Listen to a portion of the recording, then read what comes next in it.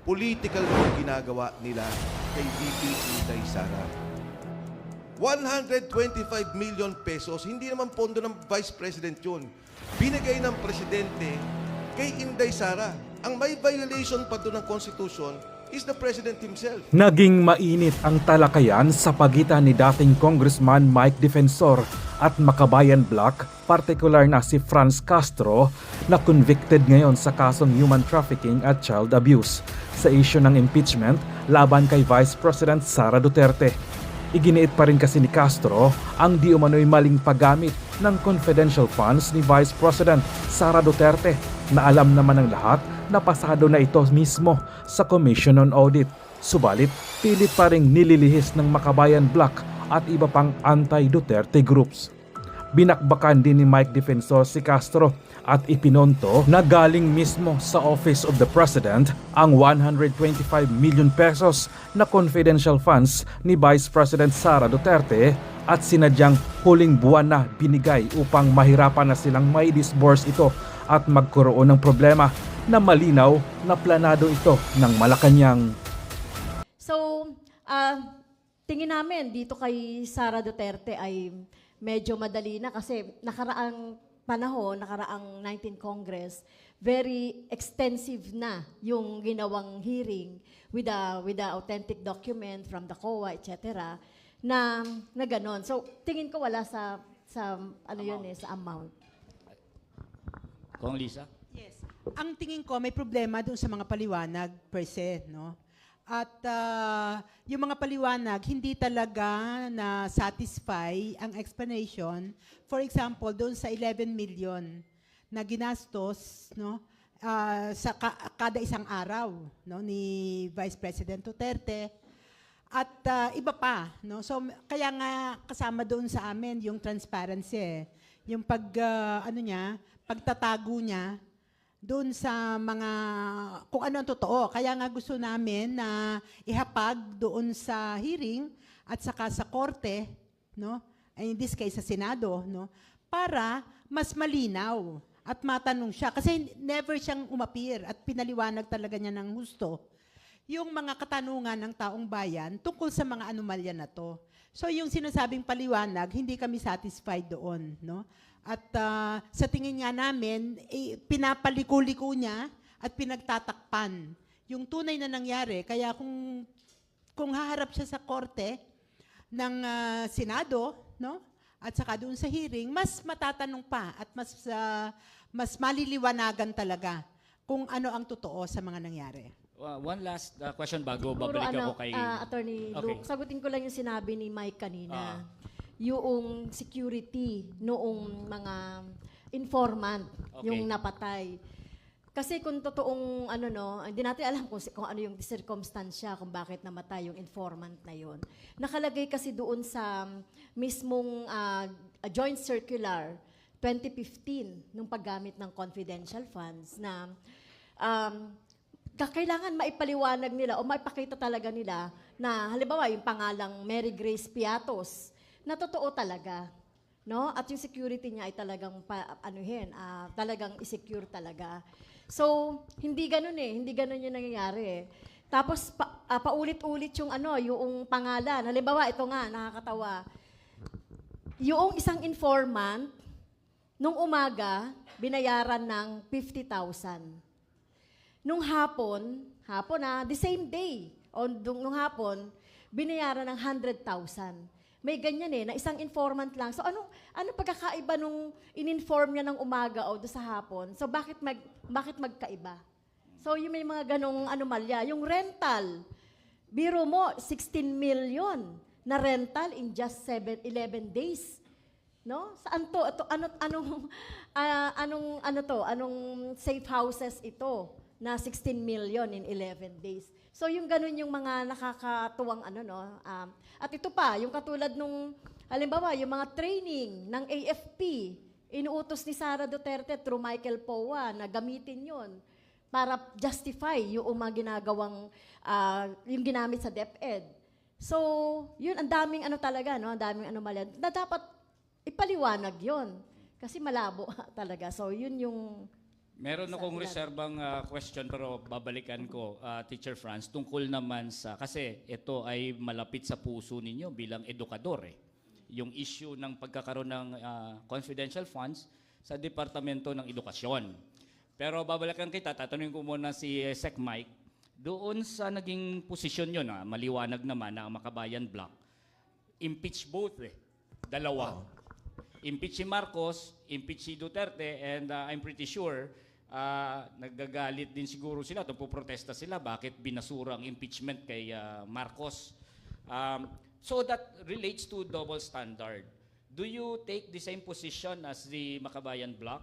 Na since ito ay pinag-uusapan naman natin ang public office is public trust, kung i-impeach nyo si Sara, dapat impeach nyo si Marcos. So if those conditions will obtain, are you okay now na matuloy ang impeachment kay Sara Duterte? Una, ang sinabi ko na nga from day one, openly sinabi ko, I respect the position of the Makabayan Bloc and they are being consistent. Okay sa akin yan, respetado ko yung posisyon na yan. During the filing nga nung kay BBM, tumatawag ako sa kanila. Ano ba nangyari? Hindi daw tinanggap, nagko-coordinate ako. Para malaman namin kung ano yung gagawin namin. Pero ako, tingin ko talaga, and I'm not referring to the Makabayan Bloc, I'm pointing to the administration. Political tong ginagawa nila kay VP Inday Sara. Dahil from day one, ang sinasabi ko nga, huwag natin idamay ang Makabayan Bloc because Makabayan Bloc, whether the administration will point to her or not, will file that case. Kahit na kayong administration, finailan nila yung case. So, consistent. Ang ayoko yung ibang grupo. Nag-file doon kay VP Inday, pero doon kay Presidente, hindi.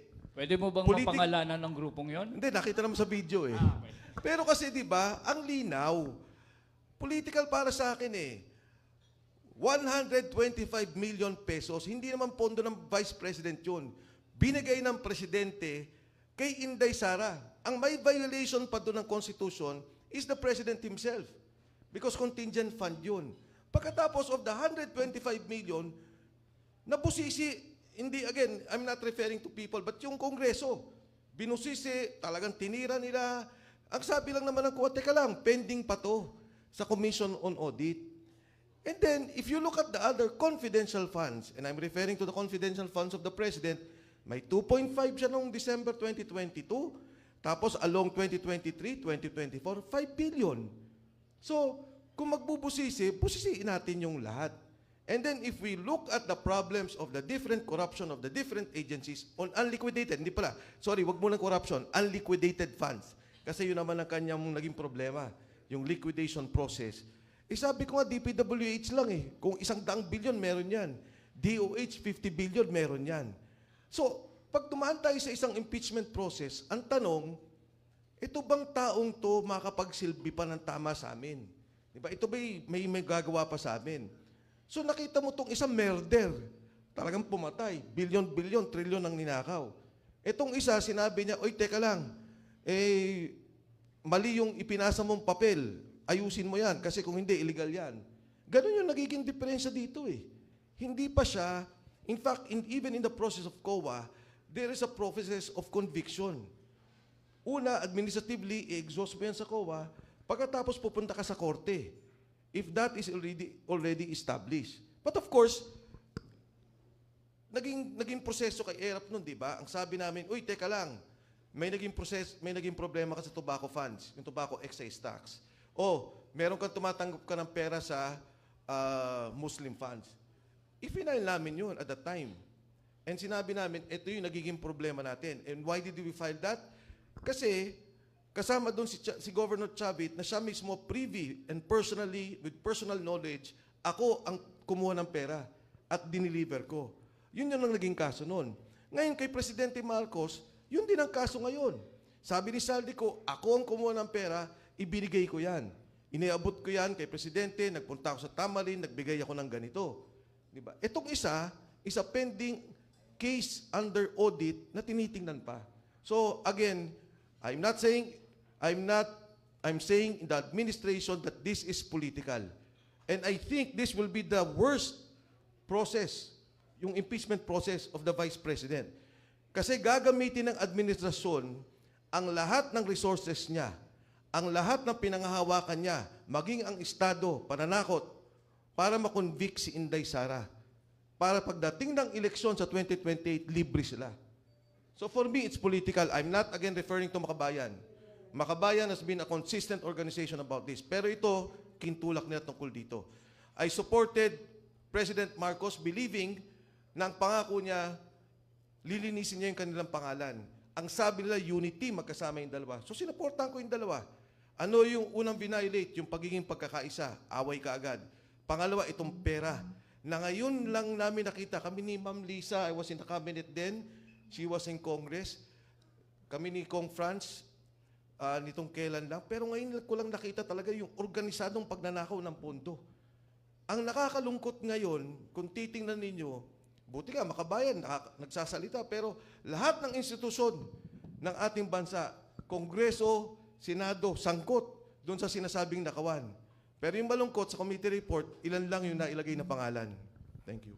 Rep. Lisa, sa tingin ko, ito lang, correct me if I'm wrong, you agree with that framing na corrupt din si Marcos? Definitely, kaya nga kami Definitely. Yes. nag-file ng impeachment complaint. But let me just say this, no? Kasi parang sa akin lang, mahirap tanggapin na yung reasoning na corrupt naman silang lahat eh. So, dapat pantay-pantay silang maging accountable. O nagnakaw naman silang lahat eh. Bakit hindi fair? Ito lang ang tinututukan mo. Definitely, I agree with the Secretary Defensor kaugnay ng confidential fund. Talagang ang laki. 50% ng buong confidential fund ay na kay Marcos, no? At saka yung intelligence funds, no? Mas malaki pa ang, for example, yung intelligence and confidential fund niya, mas malaki pa doon sa ating peace and order institutions, no? Like the AFP, PNP, etc., etc. So, hindi mo alam kung anong pino-fortify ni Presidente Marcos at napakalaki yung kanyang confidential and intelligence funds. But be that as it may, I think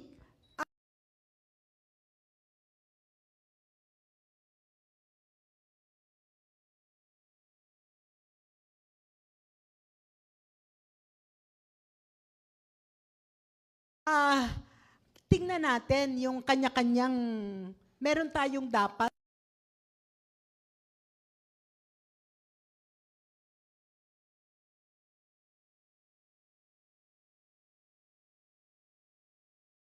na accountability, no? Na kailangang gawin ng mga opisyalis na yan. At kung sila ay may mga kasalanan, hindi pwedeng sabihin na, yan naman, nagnakaw rin eh. Ang laki rin ng confidential fund ni Pangulo. So, therefore, wag mo nang erase ito kay Vice. Kasi mas malaki yung kay Pangulo. Although, Rep. Lisa, meron kasing implication yung statement na it's not just na pareha silang corrupt. Mas corrupt si Marcos in terms of amount, Yeah. in terms of kung ano ang role niya sa budget process. Exactly. Of hundreds of billions, Yes. ito hundreds of millions. Now, I think yung pinaka naging question dito, bakit tututok kay Sara Duterte relatively mas insignificant yung mga binabato sa kanyang case of corruption. Ito mas serious yung kay Marcos. Kumbaga, based on emphasis, why is it na Maybe may ibang grupo na may gano'n, ano? Pero sinabi rin naman ni Secretary Defensor na as far as Makabayan is concerned, talagang sinabi nga namin nasa tuktok eh. Nasa tuktok ng gobyerno yung talagang pinakamalaking kurakot. And that is Marcos. No? So in-identify namin yan. It's just that ang sinasabi ko lang ngayon is that dapat valid ang grounds mo. When we talk about impeachment, yung mga facts at saka yung iyong charge ay naaayon sa kung ano ang iyong china-charge doon sa impeachable officer. Last follow-up lang on siguro, that, Rep. Lisa. sa palagay ko, sige. ano lang. Okay, linaw mo na si Sec Mike and Ilinaw then ko lang I'll follow. kasi pag nagsalita ako nung bakit dito ganito, hindi ko pinupoint out ang Makabayan. Ang pinupoint out ko yung administration and their people in Congress. Kasi Makabayan naman, kahit naman nung magkakasama kami, di ba? Pag may question sa OBP, sa DND, they will question it. Kumbaga, let the Makabayan will do yung kanilang principled stand on the issue. So, okay sa akin yan. Ang sinasabi ko, yung administration and the House and yung mga tao nila sa loob ng Kongreso. For example, nung nagtanong ng intelligence funds kay Vice President, nung hindi pa magkaaway, tuloy naman eh. Wala namang problema eh. Di ba? Makabayan Black would continue their questioning, okay yan. Pero nung naging kaaway na, ayun, sumakay na. Yun ang pinapoint out ko. So, dito, alam ng administration na even the Commission on Audit, na in the process of liquidation, may ginagawa pa sila dyan sa COA. And it's happening in other departments. Di ba? May ganun sila. Pero, nakita nila, sumabay na rin sila sa panawagan. And I'm sure itutulak nila yan, yung ganito. So, let me just make a distinction na yung Makabayan and the administration about it. Replisa, direktahin ko na yung tanong. Do you find it equally important na both si Marcos at si Sara ay ma-impeach? Kasi the way it is framed by Sec Mike, correct me if I'm wrong, mas mabigat yung kay Marcos eh. So, ang tanong ko, do you find it equally important regardless na magkaiba ng amount, mas matindi yung mga ebidensyang lumalabas kay Marcos, and why? Why? Oh, if yes, why? Yeah. Well, precisely, ang position nga namin, in the first place, nung lumabas ang iskandalo na ito, lahat ng sangkot, managot. So nakita naman doon sa mga ebidensya na si Presidente Marcos at saka si Vice Presidente, sangkot doon sa korupsyon. Kaya ang position namin, yes. Kung ikaw ay sangkot at ang tangan ng taong bayan ay impeachment para ikaw ay managot, gawin natin yan. Kaya kami nag-file ng impeachment complaint sa dalawa. At on the point of Secretary Defensor na sinabing matindi at mas malaking halaga, no? Ang kinurakot ni Marcos doon, nag-agree ako sa iyo, no? Totoo 'yan at pinakita 'yan ng mga ebidensya, no? Kaya talaga questionable, no? Na merong tinitingnan at may tinititigan ang Kongreso. At questionable na may tinitingnan at may tinititigan ngayon pa lang sa Committee on Justice by dismissing the impeachment complaint against President Marcos for saying that it is insufficient in substance, whereas yung substance doon pa sa hearing sa susunod pa Pero yun yung pinauna agad nila kahit wala sa proseso and the members of the Committee on Justice violated their own rules, di ba? Para, alam mo, ang tingin namin na rason dyan, para hindi lumabas kung gaano katindi, kung gaano kalalim, at kung gaano kalawak ang involvement ni Presidente Marcos sa korupsyon. Kaya ayaw na nila yung next part na kung saan doon maglalabasan ng mga ebidensya. Okay, I'll get this out of the way lang, yung nakabinbin na sabi ko na sa inyo, Teacher Franz, na tanong, para I'll just masagot nyo na. Kayo ay edukador. At itong impeachment case kay Sara Duterte ay relating to the fact na siya ay DepEd Secretary at merong mga confidential funds sa loob ng Departamento ng Edukasyon.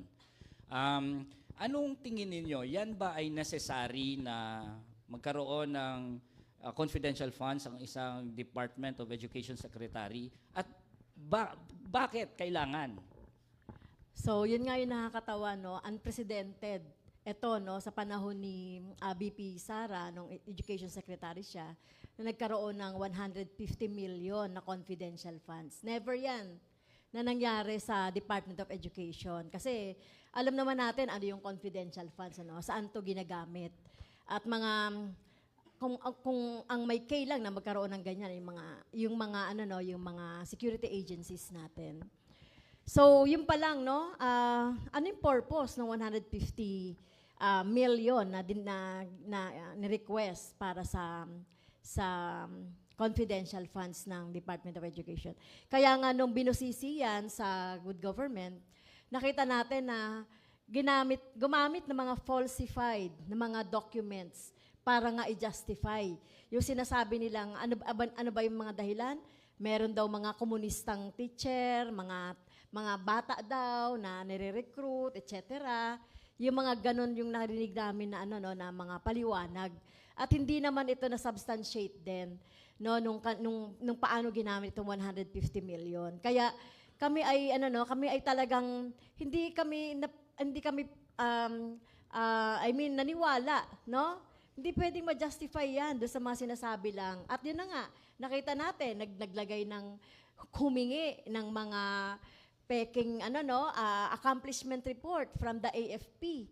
Pero sabi nga ng military na nandoon, hindi naman daw gumamit siya ng confidential funds. Hiningi lang ni Michael Powa, dating USEC, para i-justify yung 150 million. Kaya, ito, yung 150 million na to, nasayang lang eh. Dapat nagamit ito doon sa mga kakulangan natin sa edukasyon.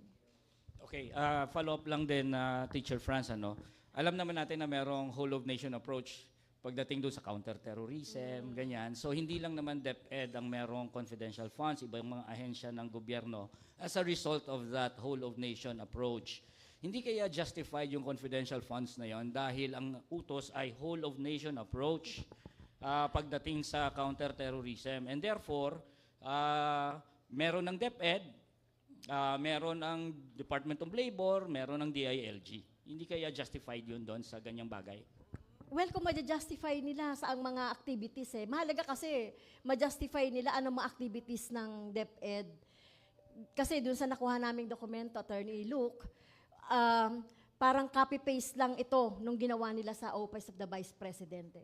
Kung makikita natin yung mga documents. Kaya hindi naman na-satisfy ng Department of Education yung paggamit itong 150 million. So, whole of the nation approach, yung tinitignan nila na pag-counter doon sa di ba sinasabi na counter-insurgency. Pero ano ba yung binigay nilang mga dokumento? Paano nila pinatunayan na kailangan ng DepEd dyan? Okay. Sec Mike, yung sinasabi nyo na political ito obvious naman binasura ang kay Marcos, mukhang ang kay Sara, mukhang tutuluyan nila. Dahil ito ay gusto lang nilang pigilan si Sara Duterte na maging presidente ng Pilipinas sa 2028. Now, what would you say to those na stating the obvious? Because they state the obvious na ang impeachment naman is really a political process. It is yes, it is legal, but it is also political. Meaning to say, political forces get to choose kung sino ang tatanggalin at ma-impeach. At numbers game yan. Naririnig natin yung word na numbers game yan If you have the numbers, then magkakaroon ka ng impeachment. If you don't have the numbers, ay walang impeachment. And that's perfectly fine under the Constitution because precisely, impeachment is a political process. Anong masasabi mo dyan? Well, okay, Attorney Luke, again, pag nagsalita ako, it's not, it does not refer to the actions of the Makamayan Bloc. No? Let me just clarify that kasi baka nami-mix na pag nagsalita ako, it's pointing to them. No, as I've said, consistent sila. Okay sa akin yan. Pagdating mo dun sa political, malinaw sa akin, kung hindi ka kalaban si Inday Sara Duterte, hindi mangyayari to. Hindi mangyayari yung pagbusisi ng Office of the Vice President Funds, hindi papayagan niya ng Committee on Budget, ng Budget Deliberations, hindi papayagan niyang busisiin. In fact, confidential funds yan Talagang hindi na pubusisi yan. Ang pwedeng gawin ng COA dyan is to make an order kung ano yung pwede, ano yung papayagan. And naalala ko, wala pang 10 taon nakaraan, dyan sa Quezon City, di ba yung nagkaroon ng confidential funds, nagpapamerienda. And you're talking of a local government, no, na mas malaki pa nga yung pondong ginagamit relative to the budget of Inday Sara Duterte. So sa akin, very political talaga yung nangyayari. Ito na lang isang kwento dun sa nangyari sa flood control scandal. Si Henry Alcantara, yung kanyang inamin na pondong pumunta sa kanya sa flood control, 30 billion pesos. Pag tiningnan mo yung 10% doon, na tingin ko mas malaki pa yung kita niya dahil ghost project naman yon, 4 billion pesos. Yung kanya lang as DE. Kung kanino pa siya nag-deliver kay Bernardo, kung sino pa mga politiko, hindi ko na alam yon. 4 billion pesos. Ang sinoli niyang pera, 300 million pesos. Ang nasoli niya na is 181. Ang commitment niya is 300 million pesos. So parang babalik ako doon sa punto na ito yung problema natin. Ito yung ating kailangan pagtuunan ng pansin. Bakit tayo nakatutok sa isang problema na may proseso pang sarili yan? Di ba? Meron pa yan eh. May COA may appeal, may MR sila, pupunta pa yan sa korte, pero walang problema. Ang punto ko, Kongreso, bakit kayo parang bulag tayo? Isang distrito, isang DE, 4 na bilyon, 594, hindi nyo inimbestigahan. Ano mga proyekto ang nawala dito sa nangyayaring diversion na sinasabi, yung binanggit ng Makabayan Block na yung unallocated funds. Yung Metro Manila Subway, dapat tapos yan by 2028. Anong ginawa nila? Kinuha yung pondo, itong programa inilagay sa unallocated, naglagay ng flood control, cat's eye, netting, solar light, puro high kickback projects ipinalit. Anong nawalang mga proyekto? Metro Manila Subway, yung North and South Rail, yung long haul, papunta ng South Rail, Panay Guimaras Road, yung Laguna Lake na kalye, lahat ng to delayed. Anong sinasabing pag-aaral? Nag-usap kami ni Congressman Erice. Sa tansya niya, ang penalty natin is 400 billion pesos. So, ang problema ng bansa, ito ang nangyayari sa ngayon, nagtutuon sila sa isang problema na kung titingnan mo naman, hindi pa nga tapos ang legal na proseso dito, pero dahil may politika, ayaw nilang manalo at gusto nilang wag umupo, ito yung tinatarget nila. Gusto